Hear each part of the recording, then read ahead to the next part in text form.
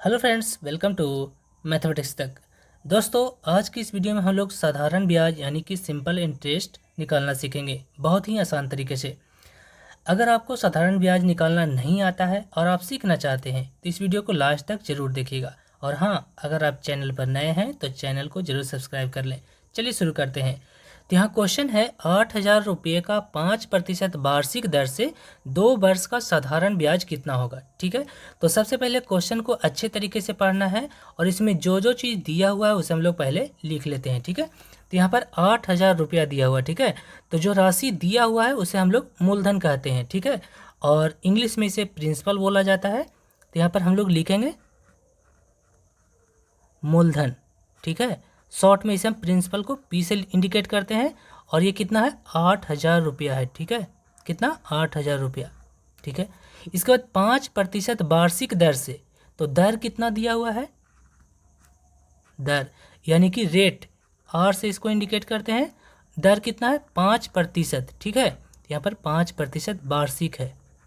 ठीक है, 5% वार्षिक दर है। इसके बाद 2 वर्ष का साधारण ब्याज कितना होगा? तो यहाँ पर समय कितना है? 2 वर्ष। तो यहाँ पर समय लिख लेंगे और समय को हम लोग टाइम लिखते हैं, टी से इंडिकेट करते हैं इसको। और समय कितना है? 2 वर्ष। ठीक है, अब यहाँ पर साधारण ब्याज कितना होगा, यानी साधारण ब्याज निकालना है। तो साधारण ब्याज को हम लोग सिंपल इंटरेस्ट यानी एएसआई लिखते हैं और ये निकालना है। तो यहाँ पर साधारण ब्याज निकालना है। तो साधारण ब्याज का फॉर्मूला क्या होता है, चलिए देखते हैं। तो साधारण ब्याज बराबर होता है, साधारण ब्याज का फॉर्मूला होता है मूलधन गुना दर गुना समय और बटे में 100। ठीक है, ये इसका फॉर्मूला होता है सिंपल इंटरेस्ट का, साधारण ब्याज का। अब यहाँ पर साधारण ब्याज निकालने के लिए मूलधन कितना है? 8,000 रुपया। दर कितना है? 5%। और समय कितना है? 2 वर्ष। सबका मान यहाँ पर रखेंगे। ठीक है, चलिए देखते हैं। अब यहाँ पर ब्याज निकालने के लिए मूलधन कितना दिया हुआ है?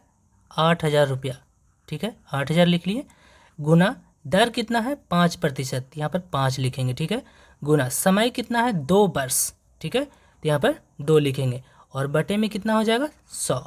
ठीक है, अब इसे हम लोग सोल्व कर लेंगे। ठीक है, तो जो कटेगा उसे हम लोग काट लेंगे। ठीक है, तो नीचे में 2 जीरो है, ऊपर भी 2 जीरो कट जाएगा। ठीक है, अब जो बच गया उसे हम लोग सिंपल गुना कर लेते हैं। ठीक है, यहाँ पर 80 गुना 5 गुना 2 है। ठीक है, अब यहाँ पर 5 गुना 2 करेंगे तो 10 हो जाएगा, 5 दूनी का।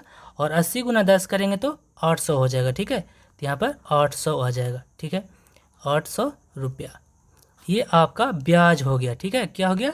ब्याज। इसे हम लोग साधारण ब्याज लिखेंगे। साधारण ब्याज, यहाँ पर साधारण ब्याज कितना आ गया? 800 रुपया। ठीक है, यानी कहने का मतलब है कि अगर 8,000 रुपये का 5% की दर से 2 वर्ष के लिए अगर आप रकम लेते हैं तो उसका ब्याज कितना हो जाएगा? 800 रुपया हो जाएगा। ठीक है, ये आपका सिर्फ ब्याज हुआ। अगर आपको 2 साल के बाद पैसा रिटर्न करना है तो आपको कितना चुकाना पड़ेगा? 8,000 तो आपने पहले से ले रखा है। ठीक है, और 800 रुपया आपका ब्याज हो गया। ठीक है, तो कितना हो जाएगा?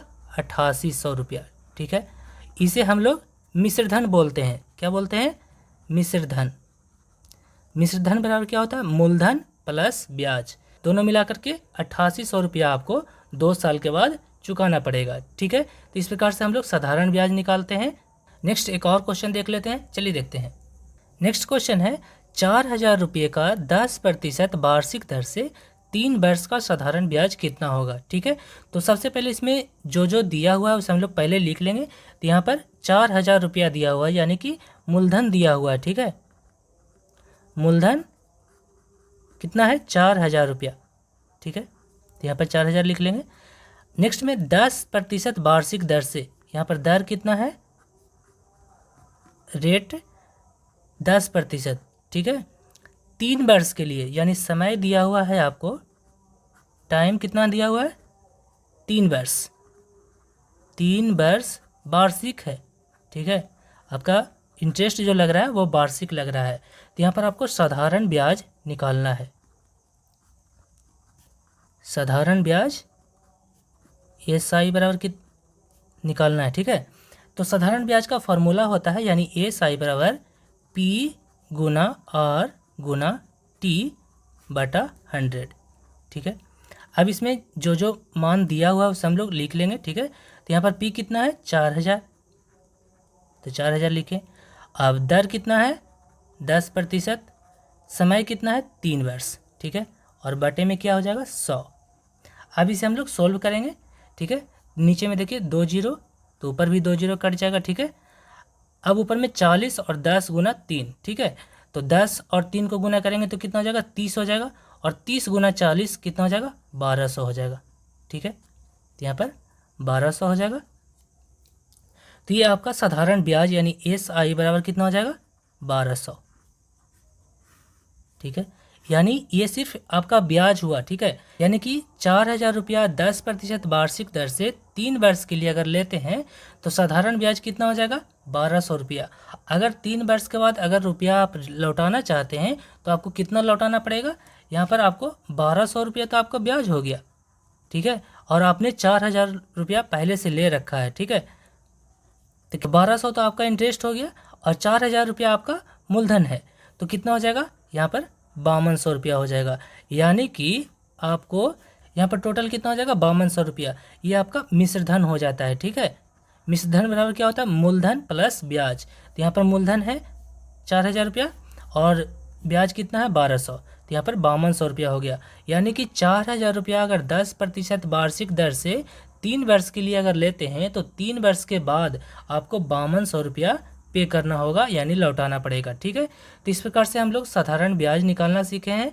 उम्मीद करते हैं ये वीडियो आपको अच्छा लगा होगा। वीडियो अगर अच्छा लगा है तो वीडियो को लाइक शेयर ज़रूर कीजिए, चैनल को सब्सक्राइब कीजिए अगर अभी तक नहीं किया है तो, और नीचे कमेंट करके अपनी प्रतिक्रिया ज़रूर दें। आज की वीडियो में बस इतना ही, मिलते हैं आप सभी से नेक्स्ट वीडियो में। जय हिंद।